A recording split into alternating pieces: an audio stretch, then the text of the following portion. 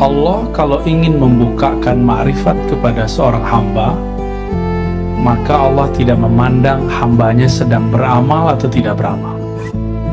Allah kalau ingin ngangkat orang jadi wali, gak dipandang dia sedang ngapain. Emang dari sononya udah jadi wali.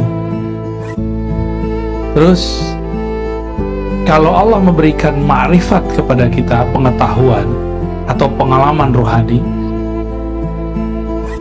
karena pengalaman rohani itu pemberian dari Allah, lalu ada orang merasa ini ada pemberian, lalu dia punya amalan, dia mengira pemberian itu karena amalan dia.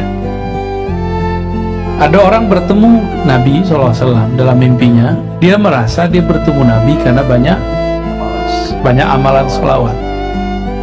Apa pertanyaan beliau? Ini sebenarnya pertanyaan. Wal a'mal anta muhdiha ilaih.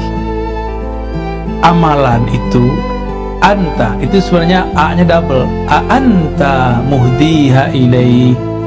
Apakah engkau yang memberikan hadiah kepadanya, atau itu hadiah darinya kepadamu? Jika engkau kegeeran merasa sholatmu adalah hadiah untuk Allah, sholawatmu hadiah untuk Rasulullah, aina ma tuhdihi ilaih, mana hadiahmu kepadanya? Padahal kamu bisa bersolawat dengan lisan yang Allah berikan kepadamu.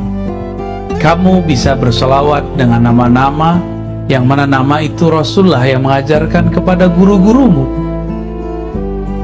Engkau bisa bangun malam hari karena Allah membangunkanmu. Engkau bangun subuh hari karena Allah mengembalikan nyawamu.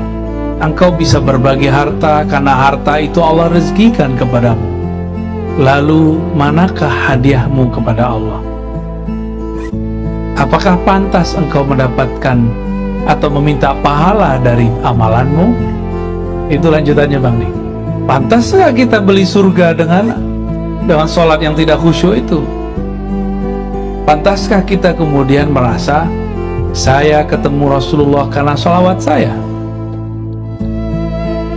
Ada kok yang nggak begitu, cuma nonton YouTube langsung ketemu.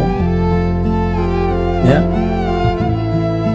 ada orang udah bertahun-tahun sholawat nggak ketemu Nabi. Di saat dia wirid nggak ketemu Nabi, lalu dia tertidur dalam wiridnya, baru ketemu Nabi, belum sempat wirid.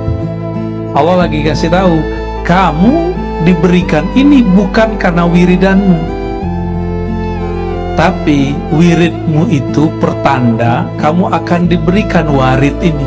Warid itu adalah pemberian dari Allah, yaitu mimpi. Supaya engkau siap bertemu Rasulullah, maka disiapkan dengan sholawat. Jadi jangan dibalik. Kita ini dapat bertemu Nabi bukan karena sholawat. Allah itu persiapkan dulu si hamba ini biar pantas ketemu Nabi, dia harus sibuk dulu bersolawat supaya dirinya lebur dalam cahaya solawat, baru Rasulullah mendatanginya, baru pantas. Sebenarnya setiap orang bersolawat, solawatnya dijawab Rasulullah dan Rasulullah hadir. Tapi masalahnya dia baca solawat, kolbunya tidak hadir. Lalu bagaimana mungkin dia merasakan kehadiran Nabi? Jadi sekarang kita mendengar misalnya Habib Umar lagi sholawat melihat Rasul, itu sangat mungkin. Terus diejek oleh orang yang gak ketemu, itu mungkin juga karena dia gak ketemu. Yang ketemu cuma Habib Umar, karena Habib Umar merasakan kehadiran di kolbunya.